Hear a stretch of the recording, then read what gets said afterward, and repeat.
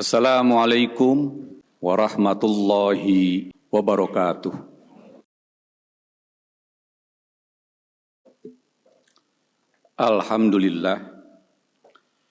Alhamdulillahillazi an'amana binikmatil imani wal islam. Wassalatu wassalamu ala sayyidina Muhammadin khairil anam wa ala alihi wa ashabihil kiram. Ashhadu an la ilaha illallahul malikul qudusus salam. Wa ashhadu anna sayyidana wa habibana Muhammadan abduhu wa rasuluhu sahibus syarafi wal ihram. Amma ba'd, fa ya ayyuhal hadirun ittaqullaha haqqa tuqatih wa la tamutunna illa wa antum muslimun. Washkuruhu ala ma hadakum lil Islam wa ulakum minal fadli wal in'am wa ja'alakum min ummati zawil arham. Qala Allah Ta'ala fi kitabihil karim wa huwa asdaqul qailin. A'udzu billahi minasy syaithanir rajim. Bismillahirrahmanirrahim. Ya ayyuhallazina amanu kutiba alaikumusiyam kama kutiba alal ladzina min qablikum la'allakum tattaqun. Al-ayah. Hadirin jamaah Jum'ah rahimakumullah, kita sebentar lagi akan kedatangan tamu agung. Tamu yang kita idam-idamkan, tamu yang oleh Allah juga sangat dimuliakan. Oleh karena itu, layak kalau kita menghaturkan, menyiapkan fisik, menyiapkan mental untuk kedatangan tamu yang agung ini, yaitu bulan Ramadan 1446 Hijriah. Agungnya bulan Ramadan oleh Allah disebutkan dalam surat Al-Baqarah ayat 183 tadi. Dengan diksi yang sangat istimewa. Allah mewajibkan saum Ramadan tidak dengan kata-kata faradha atau amaro, tetapi Allah menggunakan diksi khusus yang oleh para mufassir ini adalah sesuatu yang sangat-sangat istimewa. Apa? Allah memanggil kita, wahai orang-orang yang beriman, kutiba alaikumusiyam. Kutiba menurut tafsir dari Jalaluddin Al-Mahalli dan Jalaluddin As-Suyuti itu bermakna furido. Artinya difardukan. Pertanyaan kita, kenapa tidak ada kata-kata Allah di situ? Karena memang itu adalah bina majhul, bukan bina maklum. Kalau bina maklum membutuhkan subjek. Kalau bina majhul tidak ada subjek disebutkan, tetapi orang pasti memahami. Pasti yang mewajibkan itu Allah. Kenapa yang mewajibkan itu Allah? Kita lihat rangkaian ayat berikutnya. Kama kutiba alal ladzina min qablikum la'allakum tattaqun. Sebagaimana sudah aku wajibkan kepada umat-umat sebelum kamu. Untuk apa tujuannya? Untuk menjadikan kalian semua meningkat kualitas ketakwaannya. Kita kalau menyekolahkan anak atau menguliahkan anak, ya, atau adik-adik yang lagi kuliah juga, pasti akan bertanya-tanya, mata pelajaran A, outcome-nya untuk apa? Output-nya untuk apa? Pasti akan ditanyakan, tujuannya untuk apa? Maka Allah dengan tegas, la'allakum tattaqun. Supaya kita meningkat derajat ketakwaannya. Lalu pertanyaan berikutnya, kenapa takwa ini harus ditingkatkan? Karena Allah berjanji bahwa surga itu adalah bagi orang yang bertakwa. Wasari'u ila magfiratin wa jannatin arduhas samawati wal ardh uiddat lil muttaqin. Ya. Jadi surga yang luasnya seluas langit dan bumi itu disediakan untuk orang-orang yang bertakwa. Artinya kalau dikaitkan kepada ibadah saum Ramadan, maka ini maksudnya supaya kita menjadi orang-orang penghuni surga. Hadirin rahimakumullah. Ayat yang tadi dibacakan itu tertuang dalam Al-Baqarah 183. Kemudian diperkuat oleh dawuh Rasul, ya. Nabi SAW menggambarkan tentang bagaimana bulan Ramadan yang akan datang membersamai kita, menjadi tamu agung kita, sehingga kita harus benar-benar mempersiapkan. Rasulullah bersabda, "Idza dakhala Ramadan sufidat asyayatin." Apabila nanti bulan Ramadan itu tiba, maka setan-setan akan dibelenggu. Wa futihat abwabul jannah. Dibukakan pintu-pintu surga. Wa ghuliqat abwabun nar. Sebaliknya ditutup rapat-rapat pintu neraka. Ada dua kelompok yang menafsirkan dari hadis tersebut. Ya, hadis tersebut riwayat dari Imam Bukhari dan Imam Muslim. Ya. Ada yang menakwilkan hadis tersebut dengan ungkapan majazi. Jadi yang disebut dengan setan dibelenggu itu maksudnya apa? Ya, atau pintu surga dibuka lebar-lebar itu apa? Sebaliknya pintu neraka ditutup rapat-rapat itu apa maknanya? Maka menurut kelompok pertama yang menakwilkan dengan arti majazi, artinya celah-celah untuk berbuat maksiat ditutup rapat-rapat. Celah-celah untuk perbuatan yang akan menggiring kita ke surga itu dibuka lebar-lebar. Maka di sini kita Masjid Salman ITB ya mempersiapkan dengan berbagai macam cara, bukan hanya hari ini, bukan hanya minggu ini, tapi sudah berbulan-bulan yang lalu kita punya yang namanya panitia persiapan dan pelaksanaan Ramadan dan juga Idul Adha 1446. Apa isi daripada aktivitas mereka? Yang pertama adalah ingin mengucapkan selamat datang kepada bulan Ramadan. Jadi ada kegiatan yang diawali sebelum Ramadan tiba. Ya. Orang mengatakan tarhib Ramadan. Mengapa dikatakan tarhib? Tarhib itu menurut para ahli bahasa dan ahli tafsir itu lebih dahsyat daripada ahlan wa sahlan. Kalau kita pergi ke Arab atau negeri-negeri Arab, ketika kita datang, kita diucapkan oleh tuan rumah itu ahlan wa sahlan. Wilujeng sumping kalau orang Parahyangan. Selamat datang. Tetapi kalau marhaban itu lebih daripada itu.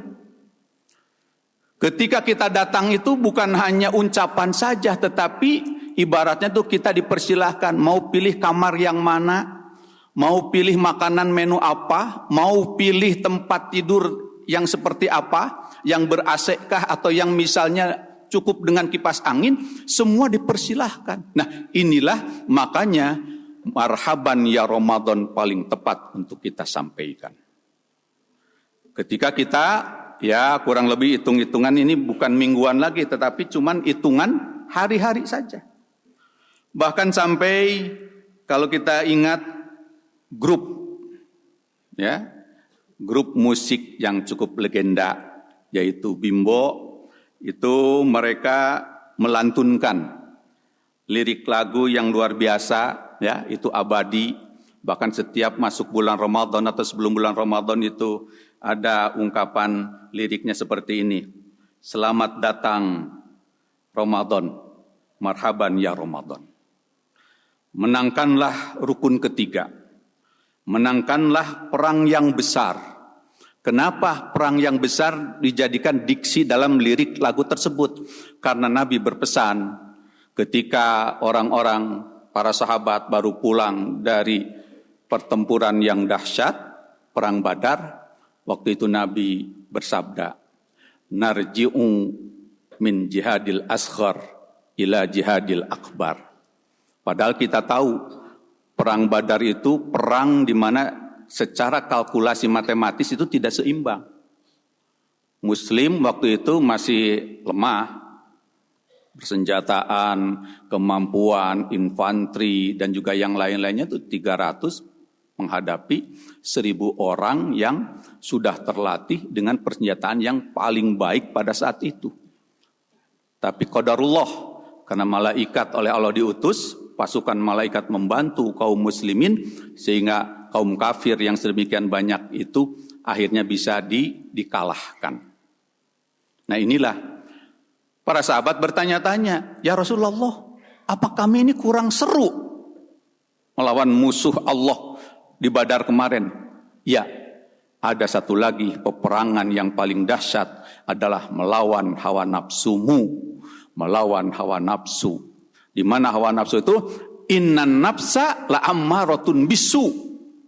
Sesungguhnya nafsu itu akan selalu menggiring kita untuk berbuat hal-hal yang tidak baik.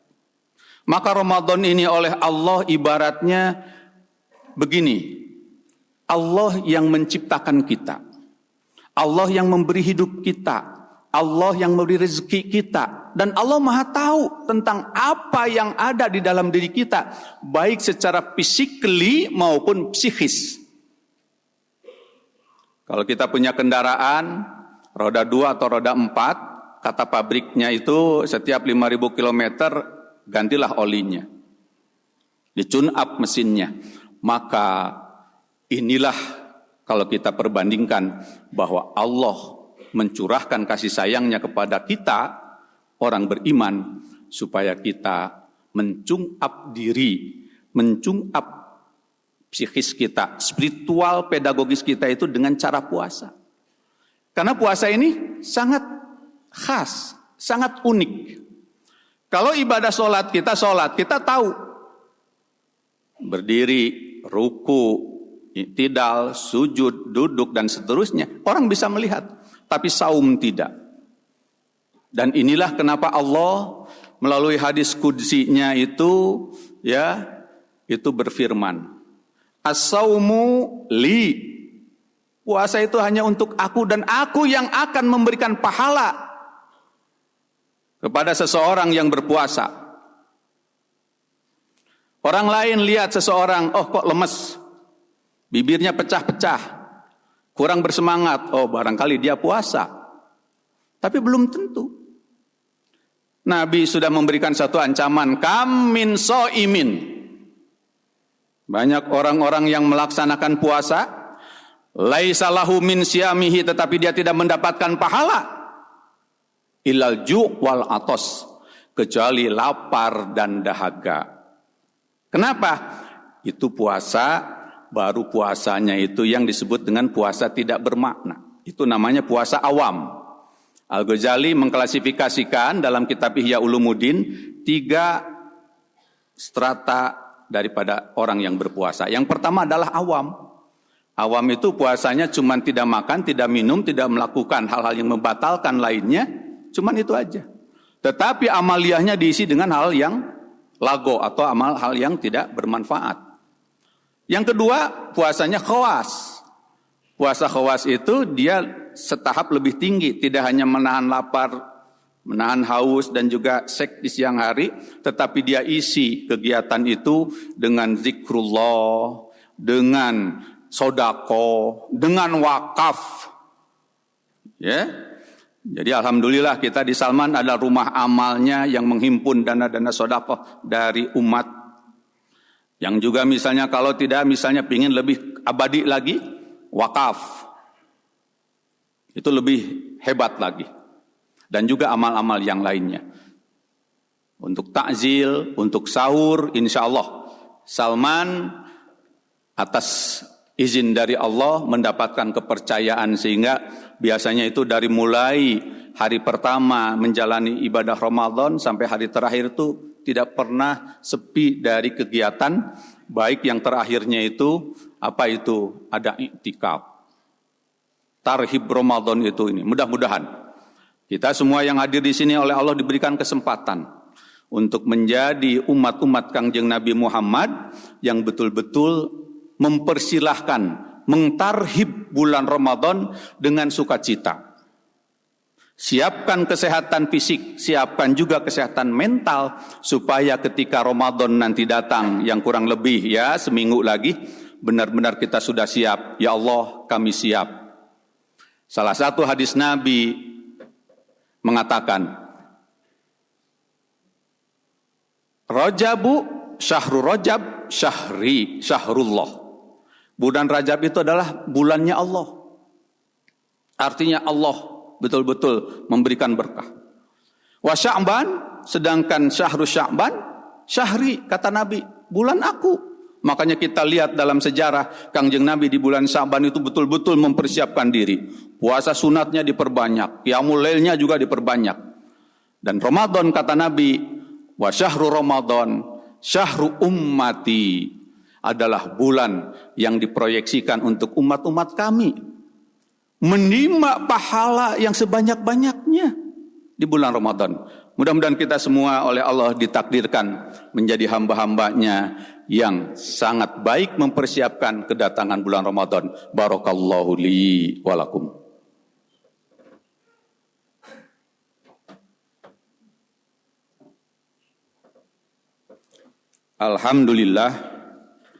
Alhamdulillahilladzi hadana lihada wa ma kunna linahtadiya laula an hadanallah. Asyhadu an la ilaha illallah wahdahu la syarikalah wa asyhadu anna Muhammadan abduhu wa rasuluh la nabiyya ba'dah.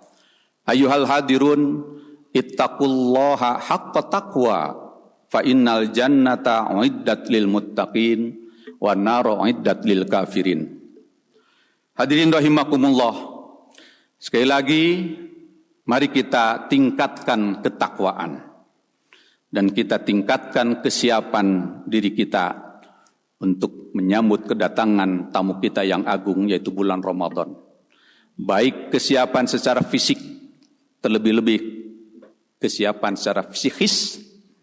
Oleh karena itu, mari kita tengadahkan kedua tangan kita dibarengi dengan hati yang khusyuk, penuh harap, penuh roja kepada Allah Subhanahu wa taala. Innallaha wa malaikatahu yusholluna 'alan nabi. Ya ayyuhallazina amanu shallu 'alaihi wa sallimu taslima. Allahumma shalli 'ala Muhammad wa 'ala ali Muhammad kama shallaita 'ala Ibrahim wa 'ala Ibrahim fil 'alamin innaka Hamidum Majid. Allahumma ighfir lil muslimina wal muslimat wal mu'minina wal mu'minat al ahya'i minal amwat innaka sami'un qaribum mujibud da'wat wa yaqdiyal hajat. Allahumma arinal haqqa haqqa warzuqna tiba'ah wa arinal batila batila warzuqna jinabah. Allahumma barik lana fi Rajab wa Sya'bana wa ballighna Ramadan wa hasil maqasidana. Rabbana hab lana min azwajina wa dhurriyyatina qurrata a'yun waj'alna lil muttaqina imama. Rabbana atina fid dunya hasanah wa fil akhirati hasanah wa qina azabannar. Ibadallah, innallaha ya'muru bil adli wal ihsan wa ita'i dzil qurba wa yanha 'anil fahsya wal munkar ya'izukum la'allakum tadhakkarun wa la dzikrullahi akbar. Astaghfirullaha li wa lakum wa aqimis shalah.